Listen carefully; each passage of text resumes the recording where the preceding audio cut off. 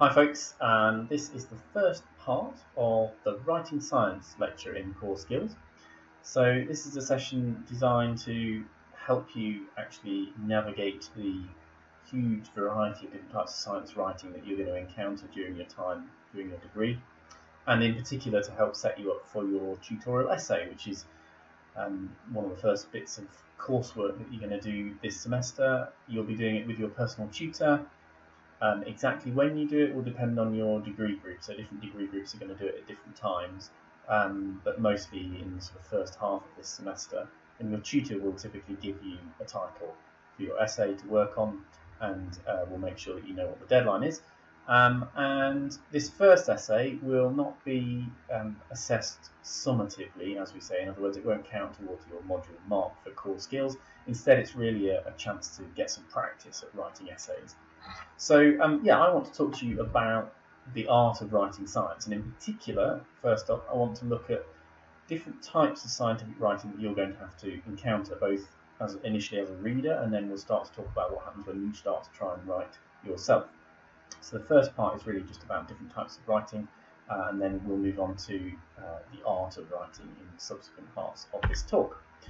So just to kind of show you the outline for the whole lecture, I'm going to talk initially in this first part about the different types of publication that you might want to read when you're doing research for example, a piece of coursework, and then the different types of writing that we might ask you to do as part of your degree. And then in the second and third part, we'll move on to look at scientific style, how you write in science, how you format your work when you're submitting it as coursework in particular. A few tips on how to improve your English, which inevitably is a bit of an issue for us as scientists. We're not always the best communicators, either in writing or in speech. And then we'll look at writing reports for practicals, which is something that you often have to do, as well as for your project in final year. And specifically then we'll dwell a little bit on referencing, which is a really important part of how to produce a good piece of written scientific work. Okay, so let's crack on with the first bit then, looking at different types of scientific writing. So first up, the sort of gold standard of scientific literature, the kind of literature we really want you to engage with, certainly towards the end of your degree, not so much in first year because it's pretty hardcore stuff, is what we call the primary literature.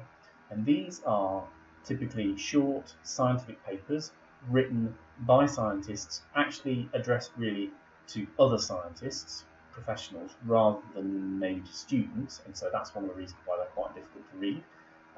And they are peer-reviewed, typically, which means that in order to get them published, a scientist has had to send their work to a journal saying, please publish my work, and the journal will then have sent it out to other academics in the field who know lots about this particular field, asking them to review it, to review the quality of the science, the quality of the presentation of that science, and only if it reaches a certain threshold of quality will the journal accept it and then publish it. Nowadays, primarily through online publishing, but in many cases, most journals will have a hard copy version somewhere, and many of those hard copy journals are taken by our library, the George Green Library or the Medical Library at the University of Nottingham. So these primary papers report, they're called primary because they report on the science that has been done. So the primary scientific work done at the coalface of the scientific community. In other words, new experiments, new observations made out there in the scientific world being reported for the first time to a wide audience of professional scientists. So this is often really cutting edge stuff. It is really very detailed, full of lots of technical information, technical detail, quite difficult to read as a student. But it is the horse's mouth. It is the, like I say, the coalface information from the scientific community. So by the time you get towards third year of your degree, we're really expecting you to be able to make some sense of primary papers like this and to report on them in coursework and even in exams. And these primary papers will lie behind much of what you're taught in your lectures. This is the kind of literature that we spend our time reading as professional scientists, and primary papers regularly inform our lectures. When we update our lectures each year, often we'll be looking at the primary literature and including new cool stuff that's coming out all the time. The challenge for you guys is these papers are detailed, dense, hard to make progress with, especially if you don't have the sort of basic background knowledge in a particular field. So the one I've got on screen at the moment is called An Immunological Marker of Tolerance of Infection in Wild Rodents. It's a fairly specialist title, you can see. You can see below the title a whole bunch of different authors. So Joe Jackson here is somebody I know, he used to be in the department, who wrote this paper, along with all of these co-authors, which includes actually postgraduates, undergraduates, technicians, and the research supervisors, Jan Bradley, who's a member of the school, and Mike Begon, who's an academic at Liverpool, actually. So this is quite typical. We've got a large team of scientists working on an important piece of immunology in this case, trying to understand the immune system in wild rodents, mice and voles. And they've published this exciting new set of findings in a journal called PLOS Biology. PLOS Biology stands for Public Library of Science Biology. This is one of the many peer-reviewed journals that you find in scientific literature. And it's an excellent journal. It's publishing really high-quality research, including this paper by folks at the School of Life Sciences. And it would be great if you could use these kinds of sources in your research for coursework and for backing up the lectures that you're attending all the way through your degree, but certainly much more in second and third and first year. Quite daunting, but even so, we would like to start to have a look at primary papers. Okay, so if we've got this really hardcore, daunting science written for people who are doing professional research in the field, how do we make sense of all of this primary information if we're not specialists? And the answer is, well, if you're a scientist, typically you might rely on reviews. So this is what we call the secondary literature, where academics, still professionals in a particular field, will review a whole bunch of primary papers in a particular subject area and produce a more condensed summary of that field for a rather broader audience, including people who are perhaps not quite so specialist in this particular field, people who think that they might need to know about this field in order to make some progress in their own field, including students wanting to understand the broader area of the science rather than just one specific narrow set of experiments. So here's a review that I wrote with my PhD student Elena, back when we were called the School of Biology at the University of Nottingham. And this is in a journal, again, a peer-reviewed journal called the Journal of Zoology.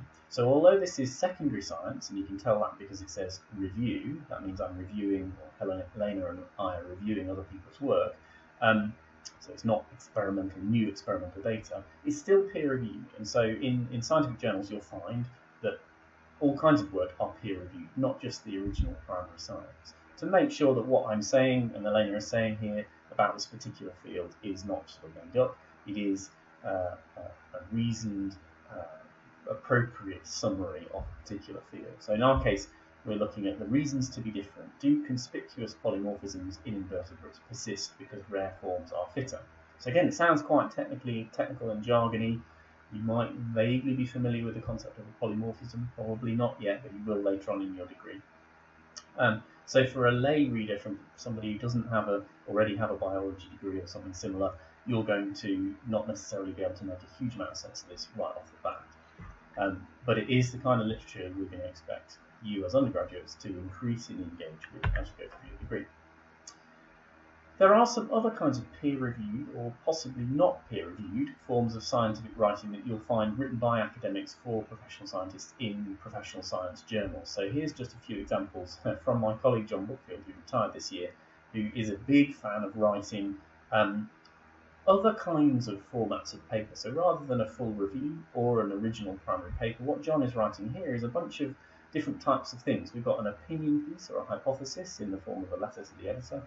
We've got a mini review, like a kind of super condensed review. So this is secondary literature, and a primer here, which again is a quick guide. It's another form of secondary literature. So the opinion piece, the hypothesis, that's effectively primary writing in the sense it's novel. It's a new idea that John's writing about, in this case in the journal Heredity, and it will have been peer reviewed, but it doesn't include data. It's not that John's done some experiments. Instead, he's saying, here's an idea that you guys should think about and maybe do some experiments about later. Whereas these two mini reviews up here are more about providing a very quick, condensed view of the subject for people who want to know a bit more but perhaps aren't specialists. So this one here, headed Heritability, You might have heard of that word, certainly something that's going to come up in your first year lectures. So you might well go to this primer to get a quick view from John of what on earth heritability is all about.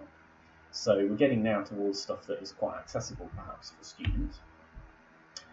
There is another form of scientific publication you might come across, becoming less common nowadays, but you might find an edited book. So this is a relatively old one by my colleague Francis Gilbert in the school about insect life cycles. And it's essentially a series of primary papers with new data in them, all on the same kind of theme, put together into a book, edited by a single academic, in this case Francis Gilbert. So there'll actually be a whole bunch of different authors who've written papers for this particular book. Often they coincide with maybe a symposium or a conference where a whole bunch of speakers have come together and talked about a range of related topics, and then they take those and turn them into papers and stick them together in a book. So this is also peer-reviewed, and it's written by academics, specialists in the field. So these are all examples of the kind of gold standard, the best quality of scientific information that you can get. So as students, all of these are fair game. Primary papers, reviews, essays, edited books are fair game for you to get access to the very best scientific information. It's been gone through a quality control process. Now another kind of publication that is written by academics and is typically very rigorous and high quality are textbooks. But textbooks, unlike the other things that I've mentioned so far, really are aimed at students, typically. Sometimes at postgraduate students, sometimes at academic staff as well, maybe people wanting to learn about a new field or needing to know about a particular technique. But more often than not, the ones that you're going to encounter are written for undergraduate students. So this book here is written by Francis again, my colleague, and a couple of other colleagues who used to be in the school, called Asking Questions in Biology.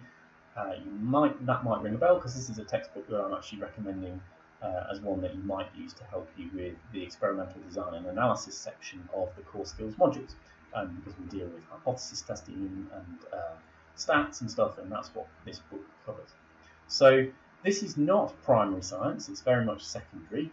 In other words, it's drawing on other people's work, but it's written by professional scientists in a rigorous way, and it may be peer-reviewed, it may have been sort of partially peer-reviewed, or at least in some sense vetted by an editorial team and and by scientists who have read it and then commented on it. So again, this is meeting quite a high standard in terms of quality. You can trust what you read in proper textbooks published by scientific publishers. So all of these are sources that you might use when preparing an essay or a piece of coursework, but typically in first year, your starting point is likely to be textbooks because they give you an entry-level overview, and then you might progress on to looking at reviews and finally at primary papers, more and more so in your second and third year. Okay, but everybody at this point is thinking, when I write an essay, those aren't the places I go to start with. What you probably do is Google it, or maybe look in Wikipedia, or look more generally on the web. And that's not necessarily a bad thing. It's often a very good starting point when you're trying to figure out what you're going to write about in a particular essay or a particular piece of work. But there are some serious caveats here, because what you find on the web is not necessarily quality controlled, not necessarily the kind of science that we're seeing in primary papers and reviews and textbooks.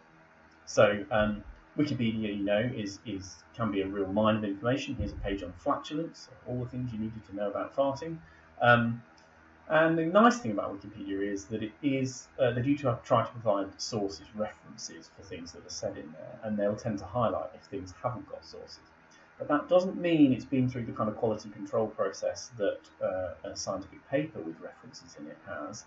So we have to take anything we see, even if it's got references and sources, with a pinch of salt. And I'm sure you will have seen in your time Wikipedia pages that have clearly been edited by somebody with a hidden agenda, or maybe not so hidden, somebody with a political agenda, or maybe just somebody laughing about.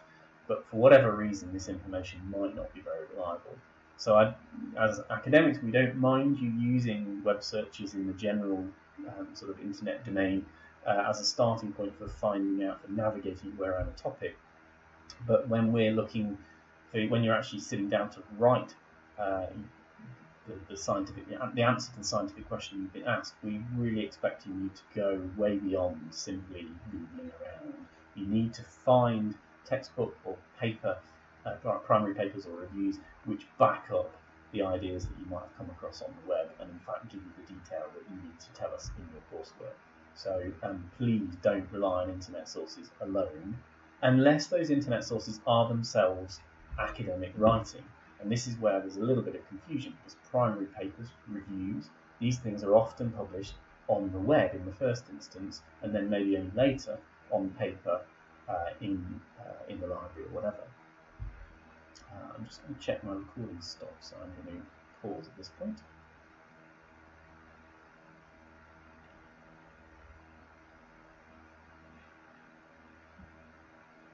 No, we're all good. Sorry about that pause. Looks like the recording's working fine, so I'm going to carry on. Something weird was happening on my second screen. Okay, so I was saying, don't get confused. Just because you're reading a primary paper or a review, or even a textbook online, doesn't mean it comes into my category of non-academic web pages. Okay, that's still really quality controlled rigorous science. It's stuff that isn't published through a scientific publisher, that isn't peer reviewed. That is going to be the information that's potentially unreliable. But bear in mind that there are some really useful things on the web, and some useful information that's not necessarily quite made it into primary papers yet, but which might eventually get there.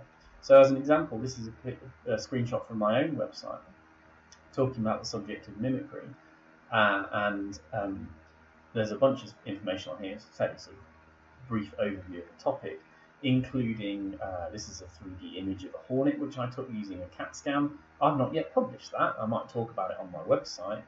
It might end up in a paper one day, and so this is kind of potentially quite interesting, cutting-edge information, but it's not yet made sort of seen the light of day in a peer-reviewed context. So even though it might look kosher and interesting and high quality, maybe you're reading somebody's blog on the Harvard University website, you take it with a pinch of salt because it's not been through the review process and the quality control process, but make a common sense judgment about the sorts of authors involved to tell you whether or not it's likely to be reliable, useful stuff.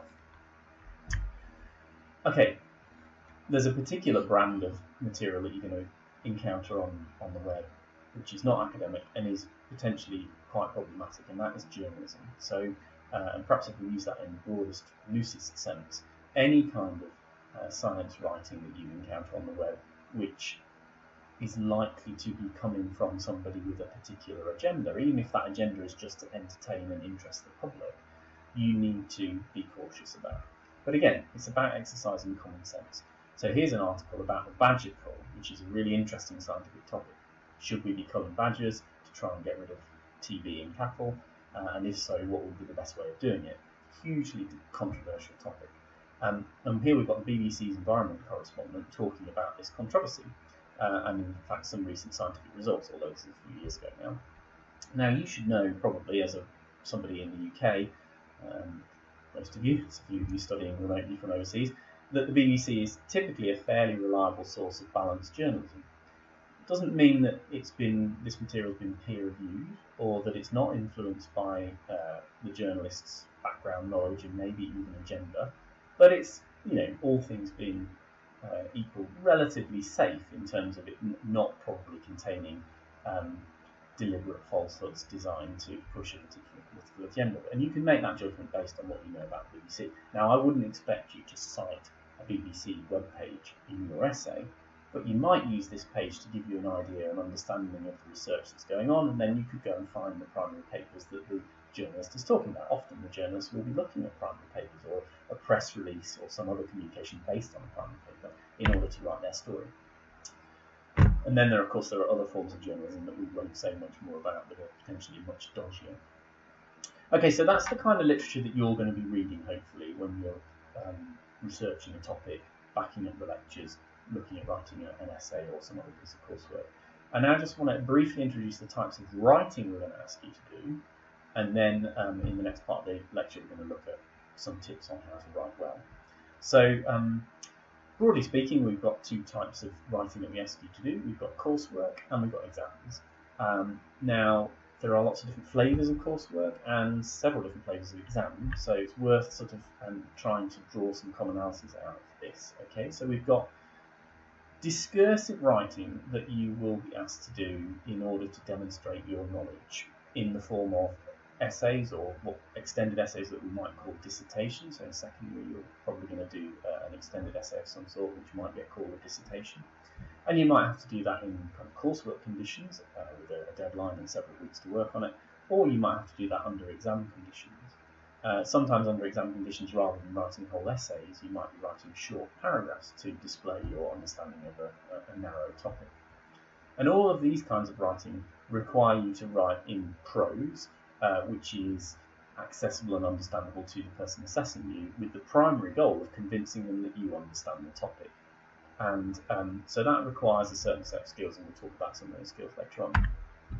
But the sort of other main category of writing that you're going to be asked to do is rather different and somewhat more formulaic in a way, and that is to write up practical work, labs that you've done in first year and beyond, and ultimately, when you get towards the end of your degree, a research project, which is almost like a very large practical piece of work, where you've collected lots of data, analysed it, and you want to tell us about the results. And the job here is rather more like writing a primary paper in literature, research literature that I mentioned previously, as opposed to with essays and dissertations, it's a bit more like writing a review, a secondary piece of literature, which is talking about a whole collection of ideas across a broad area. So for practicals and projects, your aim is to follow quite a rigid structure, typically, introduction, methods, results, discussion, and we'll talk about this later on. And there's a sort of set of conventions about how to prepare your writing here, how to present results and figures and references in the right way to meet the assessment criteria. And your objective with these pieces of work, unlike essays and dissertations, is primarily to communicate new information, that is data that you've collected in the lab or the field or on a computer, and that is the results of your practical endeavours. Okay, so that's the end of this first chunk. Next up, in the next chunk, I'm going to give you some information about how to hit the right style for these scientific conventions I talked about, and then some tips on how to write well so that you stand a good chance of getting good marks because you're demonstrating your understanding clearly.